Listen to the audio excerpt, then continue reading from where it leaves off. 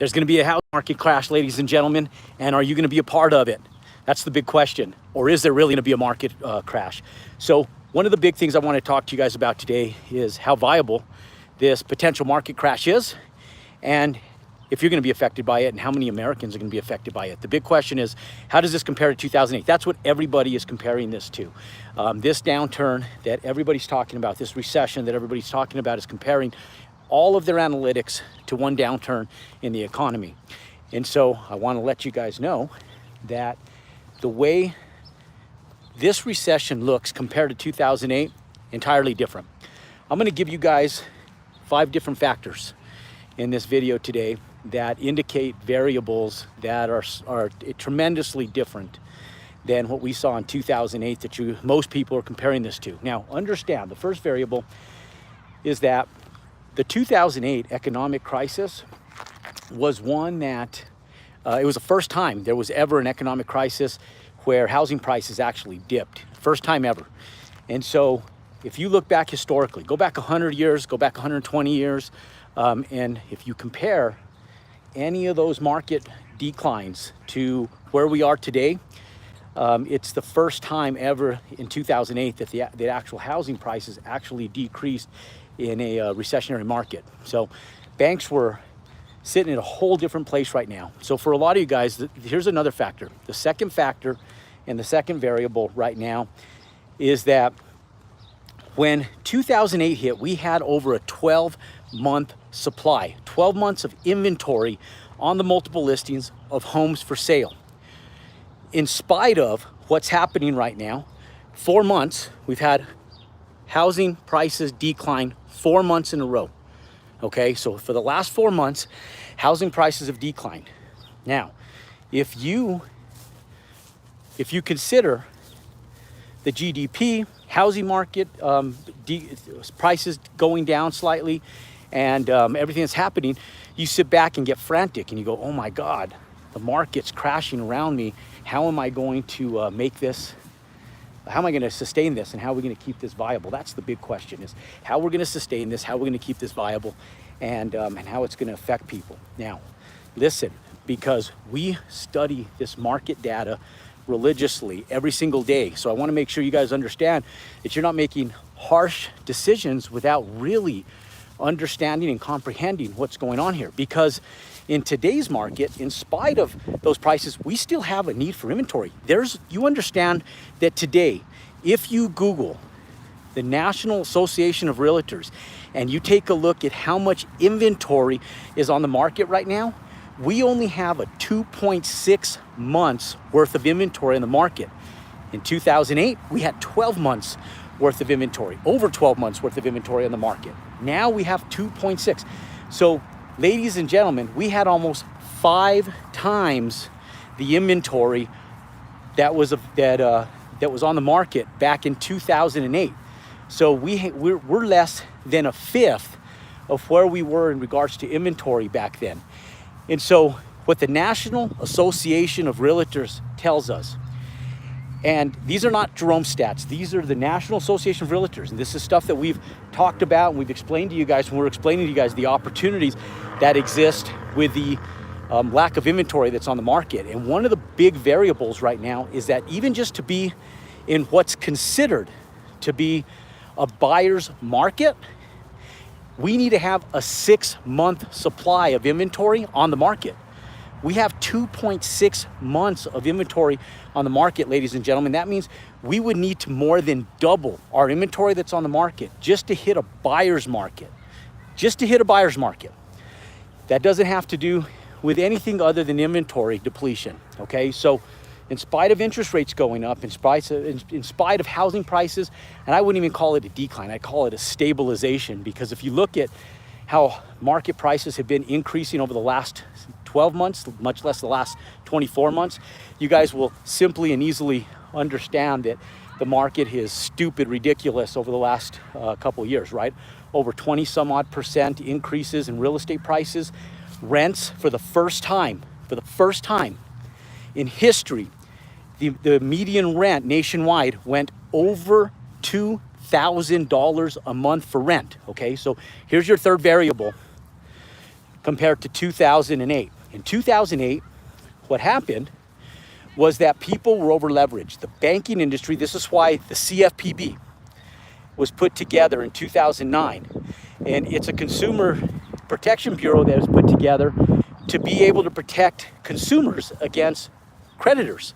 Now, typically, creditors have to be protected against consumers. In 2009, it was vice versa, right? They're more concerned about people with bad credit.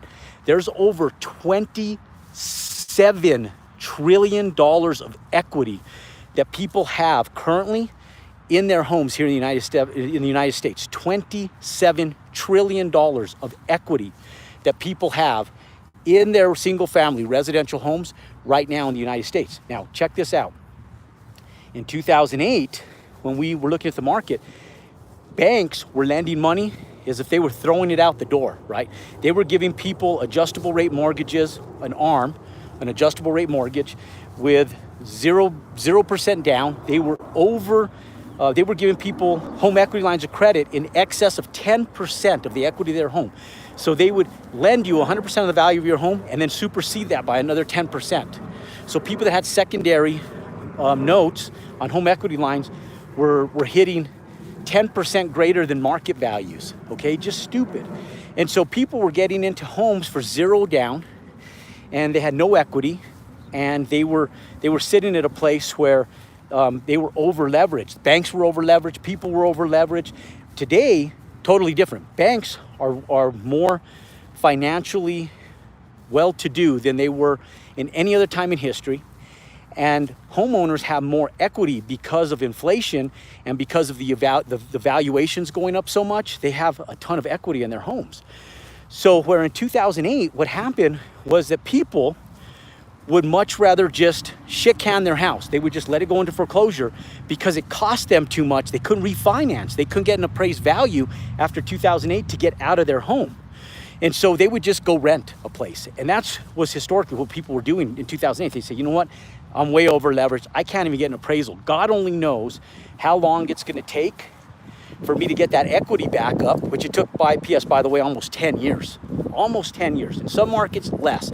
But nationally, in a lot of average markets, almost 10 years for people to supersede the values that we had pressed in 2008.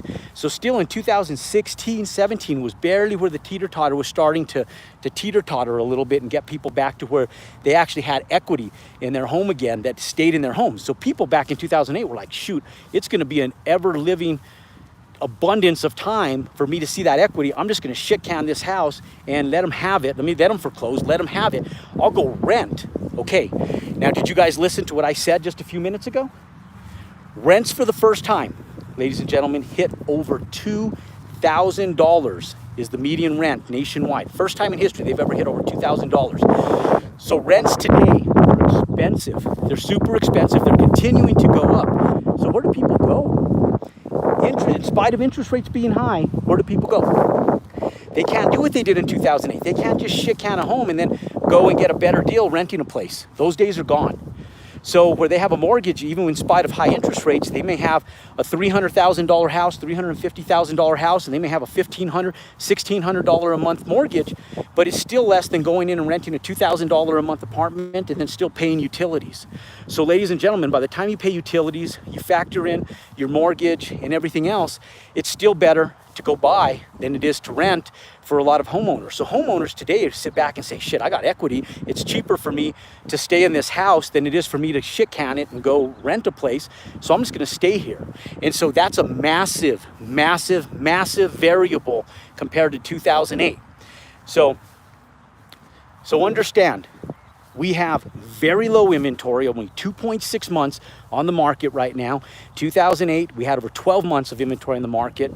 We have a huge gap between where we were in 2008 and where we are today. And even just to become a buyer's market, we need over 6 months worth of inventory. So we're sitting at a good place there. Now, we talk about inflation, okay? We talk about inflation. And one of the big things with inflation right now, we'll see. Here's what's going to happen with interest rates, and this is the fourth variable. Interest rates, let them go up, ladies and gentlemen, let them go up. Don't freak out with interest rates. I've been waiting for this. This is our fourth variable. Look it, this is good. We need interest rates to go up a little bit, and here's why. We need to clean up our market. Ladies and gentlemen, I've been buying land and building houses for over 25 years, and our subcontractors are spoiled rotten. They're, all the trades, they keep utilizing the excuse that things are expensive to high gross, not only me, but you guys. And so more so a problem than even interest rates, it's the inflation of people being stupid and greedy right now. We were stuccoing homes, ladies and gentlemen. The stucco on homes. We were stuccoing a 2,500 square foot home for $18,000 2 years ago. I'm getting bids in excess of $32,000 to stucco the exact same homes from 2 years ago. $32,000. So let's do the equation here, okay? Let me explain to you guys how stupid greedy people are. So metal and steel has not went up as high as lumber, okay? Now lumber, PS, by the way, is coming down. But let's say, for example, a house used to cost me, probably about $2,000 worth of steel to get into the foundation, okay? About $2,000 worth of metal, rebar, steel mesh, maybe $2,500.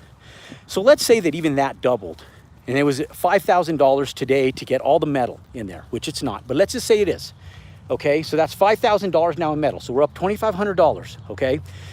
Now, concrete materials. I was paying, back in 2008, I was paying someplace in the neighborhood of about right around $100 a yard, probably actually less than that. I think I was paying like $95 a yard or $90 a yard back in 2008.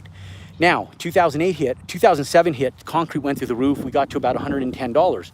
2 years ago, even over the course of natural appreciation of concrete products, per yard of concrete, we're paying about $120, $125 a yard. Today, we're paying about $140 a yard. So has it went up? Yes, but has the margins went up that much? No. So the average home, you're gonna pour about 100 yards. So 100 yards times an additional 20 bucks a yard, that's another $2,000 for just the concrete materials, okay?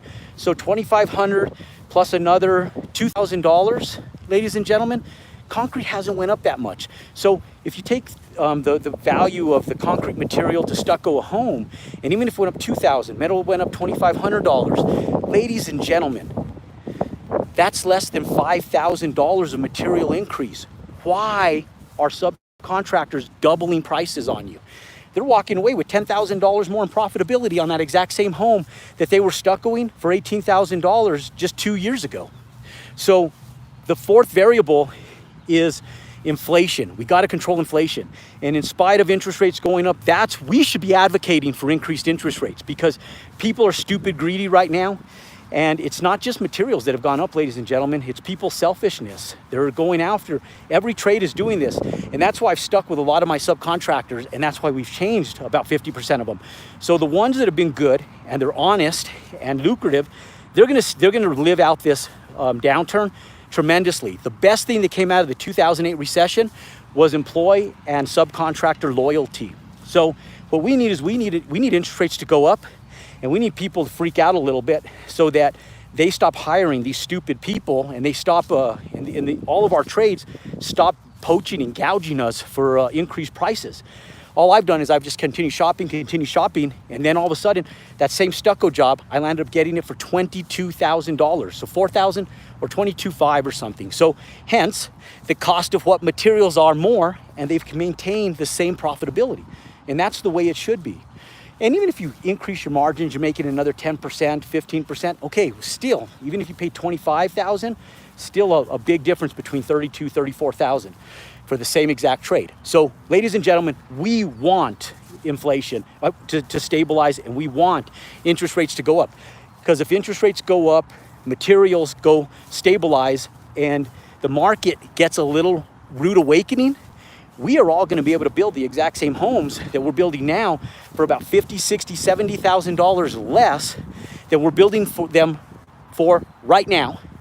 And here's what's cool, is that even if the same exact house went down in value $20,000, if you do the math and you take a $50,000 savings in materials minus a $20,000 price reduction in the home, that's a $30,000 profit that you get to put back into your pockets based on inflation only.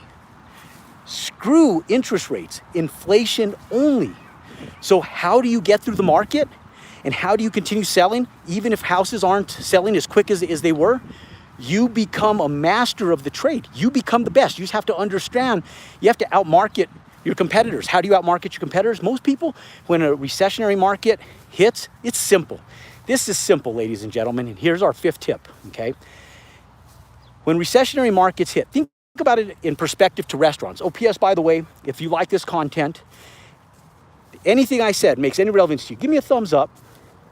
Pound and subscribe to our YouTube channel to get notified of content just like this. And I'll continue bringing it to you.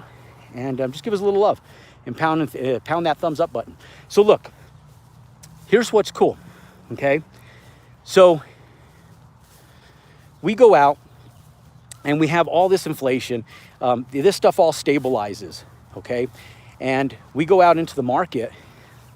And one of the cool things is that as things start to stabilize and you go out and understand this, think about what other people do when markets compress. Think about this.